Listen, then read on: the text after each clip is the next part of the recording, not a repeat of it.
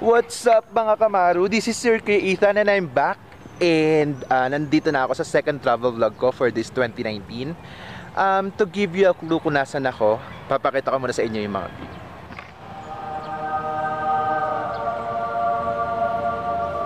So I guess kahit pa paano may idea na kayo kung nasan ako. 'Di ba? Medyo mataas ditong lugar na to. And this is my second time to be here for this year. O 'di ba nakadalawa na kaagad ako this year. Kasi sobrang ganda talaga dito, tsaka sobrang lamig. Lalo na kung galing kang Maynila, mainit sa Maynila. So this is the perfect place para makapagpalamig ka.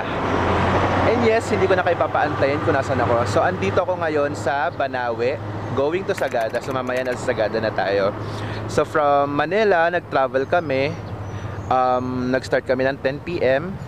And then dumating kami ngayon dito sa Banawe ng 6 AM. So 11, 12, 1, 2, 3, 4, 5, 6. That's 8 hours travel, land travel, going to Banawe. And then another 4 hours going to Sagada. So yan, mamaya pupunta tayo ng Sagada and see you there.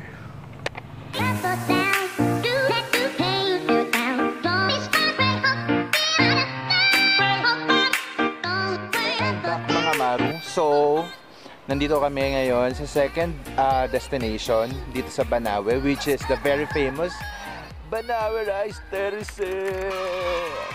Yeah. So, dito kami kakain ng breakfast today. For this morning. Let's enjoy the view.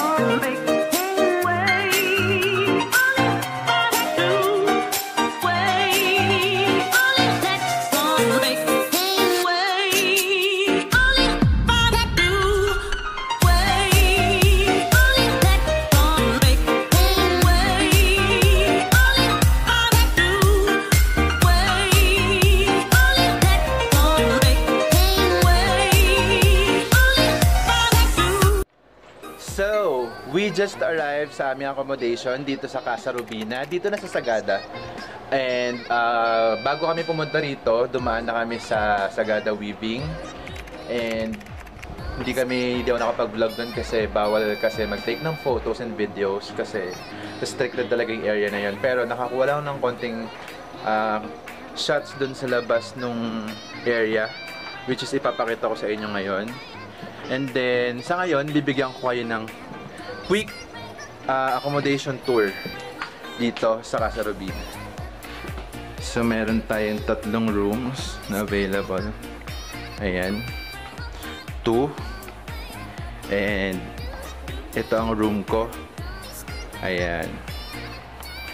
Then, meron din kaming fireplace. Just in case, alam niyo naman sa Sagada, sobrang lamig. So, pwede kami maglagay ng fire dyan mamaya para may konting init. And then, let's check kung ano naman ang fridge.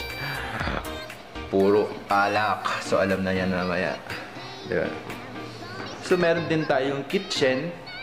Dito kasi sa Casa Rubina, pwede ka magluto. Pwede ka magluto para mas makatipid. Isa yan sa tip ng mga joiners kapag lumalabas. Para makatipid, magluto. Alamin yung accommodation kung may kitchen at pwede magluto. So, ayun. Yun yung isa sa good thing dito sa Casa Rubina. And then, pupunta tayo sa labas. Ayan. Dito pwede kami mag-banding. Ayan. At ang mga flowers, diba? Tunay na flowers po yan. Hindi yan peke. Hindi po yan gaya ng feelings na ex ninyo, peke. And then kung nakikita nyo yun, dyan magaganap ang marshmallow and hotdog party mamayang gabi. So ayan, mag-ready muna ako para sa aming Sumaging Cave adventure. See you! Bye-bye! Oh, no. Ayan, pupunta na po kami ng Sumaging Cave, pero si Mamay dala-dala ng sari-sari store. Oh, di ba? Ayan. Mga tolga, iwanan sa sasakyan ha. Ayan, konti lang ngayon ang mga sumama. Hello po, mag-hi po kayo. Oh, di ba? Stretching na si mama. Send mo sila doon. Sige po. Ilalag ko lang. Ready na, ready na. So, ayan, pababa na kami sa Sumaging Cave. Ready na sila. Yes, sila lang. Hindi ako sasama sa loob. Hanggang bungad lang ako kasi na-try ko na yan 2 beses at hindi kinaya ng kuya ninyo. Ayoko na. Kaya hanggang bungad lang ako. Papakita ko lang sa inyo yung bungad.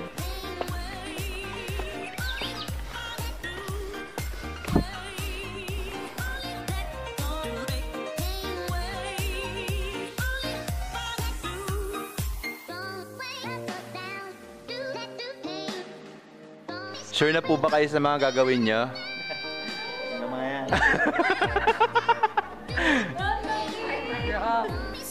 Kayang-kaya nyo yan, girls. Kayang-kaya. Andyan si Kuya Jurong at saka si Kuya Peter. So sa mga beginners, we don't highly suggest yung Sumaging connecting kay Lumiyang Cave. So for beginners, dito lang muna sila sa Sumaging Cave. That's 1.5 hour stay sa loob ng Sumaging Cave. Tapos mga konting spelunking and hiking. So ayun. Yan na siya. Nakikita nyo kung gaano kadilim? Ganyan siya kadilim. Kaya pag walang ilaw, good luck. So ayan, hindi talaga ako sumama sa loob ng Sumaging Cave kasi na-try ko na siya twice and ayoko na. Ayoko nang maskip. Ayoko na madumi. Ayoko na maputik. Kaya ayoko na pumasok sa loob. So yung mga girls na pumasok sa loob and sasalubungin natin sila and tatry natin silang kunan ng reaction ko ano yung magiging reaction nila sa loob. So ito, share ko sa inyo kung ano yung tsura ng bungad niya. Sobrang dilim as in. Pag walang ilaw, good luck. Ayun, di ba ang creepy? Tapos mamaya bigla lang si Momo dyan. Kung alam mo dyan.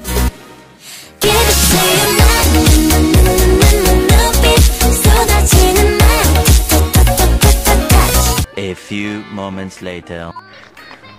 So I'm back, I'm fresh. Nakaligo na ako today. And now we are heading to Echo Valley.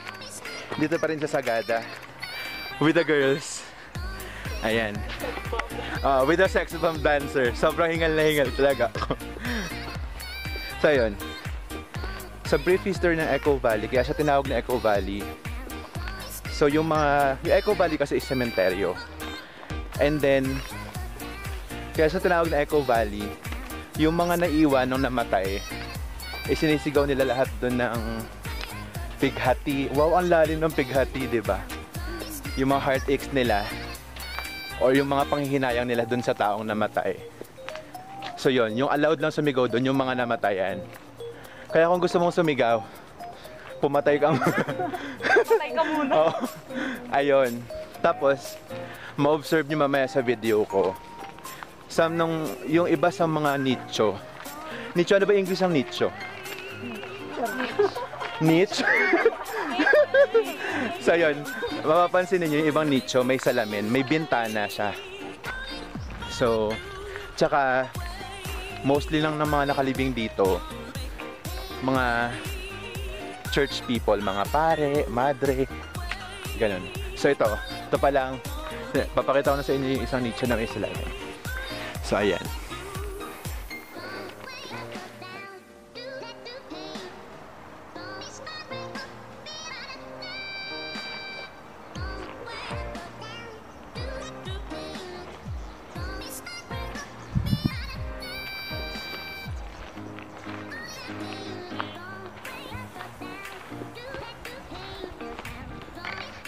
So ayan, minsan kapag naglakad-lakad ka na dito sa Echo Valley, pag hindi mo napansin, tinatapakan mo mga nicho na.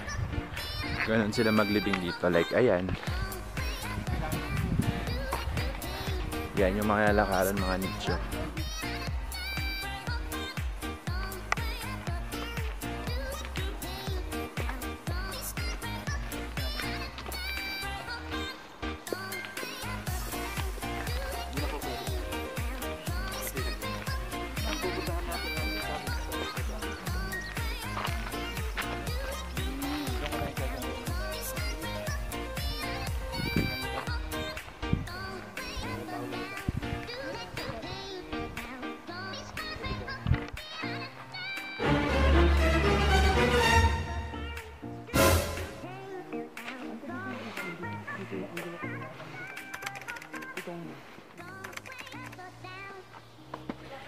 So ayan, I'm back again.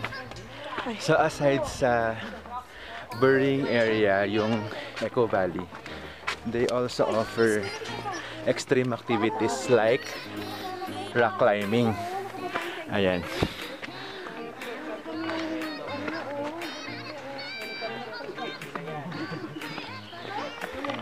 Yung hingal na ako dun.